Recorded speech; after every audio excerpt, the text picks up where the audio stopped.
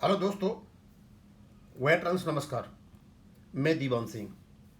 मैं आपको बताना चाहूँगा कि मेरे वीडियो के माध्यम से इतना तो आपको पता चल गया होगा कि जो रेगुलेशन 35(1) जो अपडेशन के लिए है उस पर बहस होगी,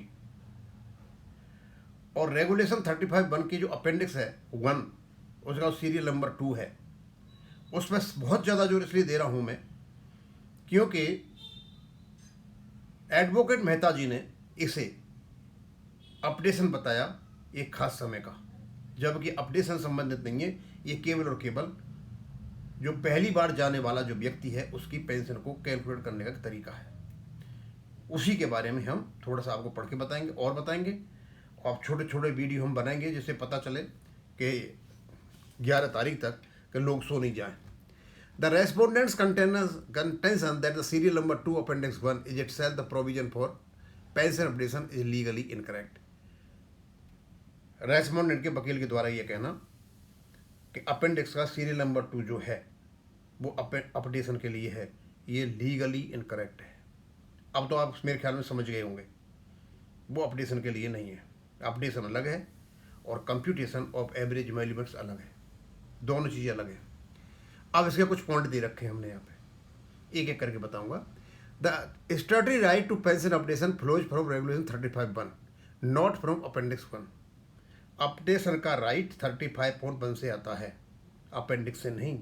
अपेंडिक्स में तो केवल फॉर्मूला दे रखा है। Regulation 35(1) mandates that the basic pension shall be updated where applicable. Regulation 35(1) बनाता है कि बेसिक पेंशन अपडेट की जाएगी। रेगुलेट फॉर्मूला कहाँ होगा? अपेंडिक्स 1 में। इसलिए अपेंडिक्स 1 को गवर्न करता है 35(1), यानी सिर्फ और सिर्फ अपडेशन की बात होंगी, दूसरी बातें वहां पे नहीं होंगी। सीधा सीधा है, आप समझ गए होंगे आप। लेकिन सीरियल नंबर 2 में अपडेशन नहीं है, शुरू अपडेशन से होता है और नीचे कंप्यूटेशन किया जा रहा है। Next, appendix 1 is only A computational schedule. Its purpose is to prescribe the formula for implementing Regulation 35(1). It neither creates nor limits the statutory right. और ये कंप्यूटेशनल शेड्यूल है कि पेंशन को कैसे अपडेट किया जाएगा। ये ना तो क्रिएट कर सकता है और ना कम कर सकता है जो राइट है, स्टेट राइट। किसमें? 35(1) में। 35(1) में जो राइट दे रखा है उसको आपकी अपेंडिक्स ना तो बढ़ा सकती है और ना घटा सकती है। Serial number 2 is merely preparatory computation. जब आदमी पेंशन जाता है ना, शुरू के चरण की जो उसके लिए कंप्यूटेशन के लिए मेथड है। It reconstructs the average emoluments of retirees whose service fall between 2 consecutive base settlements. This is an intermediate step before pension can be updated, not the updation. क्योंकि अपडेशन होगा जब आपकी पेंशन मिल रही है, लेकिन ये तो पेंशन कैलकुलेट करने का फॉर्मूला है। जब पेंशन कैलकुलेट हो जाएगी उसके बाद आएगा अपडेशन। इसका मतलब ये अल्ट्रा वायरस है। The heading formula for updating basic pension, ये कहाँ है? सीरियल नंबर 2 में दे रखा है, अपेंडिक्स 1 में ये दे रखा है। लेकिन can not override the operative contents. ये जो ऑपरेटिव कंटेंट्स है उसको ओवरराइड नहीं कर सकता। ऑपरेटिव कंटेंट कहाँ है? 1 to 6 and 7 to 8। The actual step deal only with the computation average emoluments and do not themselves अपने पेंशन को अपडेट नहीं करते हैं। Next, the respondents interpretation leads to an unreasonable result. और रेस्पोंडेंट जो इंटरप्रिटेशन कर रहे हैं उसका एक अनरीजनेबल रिजल्ट निकलता, अतार्किक परिणाम निकलता है उसका।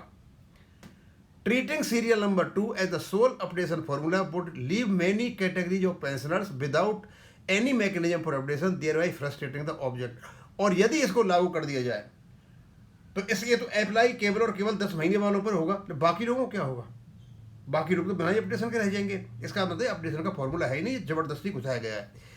Therefore, serial number 2 should be construed only as a computational aid applicable to a specific category of retirees. It cannot be interpreted as replacing, restricting, or exhausting the statutory mandates of pension updation contained regulation 35(1). दोस्तों, आप इतना समझ गए होंगे कि आपका जो updation है उसका जो अधिकार है, उसकी जो पावर है, उसकी जो अथॉरिटी है, वो रेगुलेशन 35(1) में है।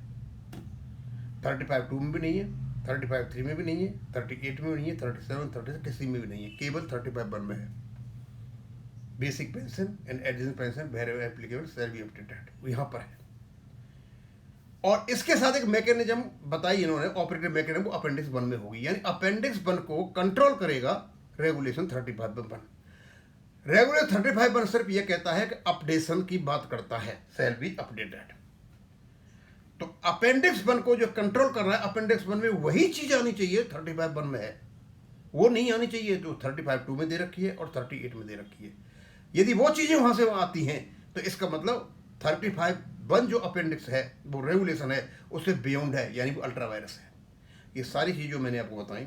और दूसरा सीरियल नंबर 2 अपेंडिक्स का, पहले तो पेंशन कैलकुलेट कर रहा है, अपडेशन तो बाद में होगा ना पेंशन कैलकुलेट करने के बाद, लेकिन नंबर 1 में पेंशन हो चुकी है, उसके बाद उसको अपडेट किया जा रहा है, it is being linked to the various base settlement that will take place.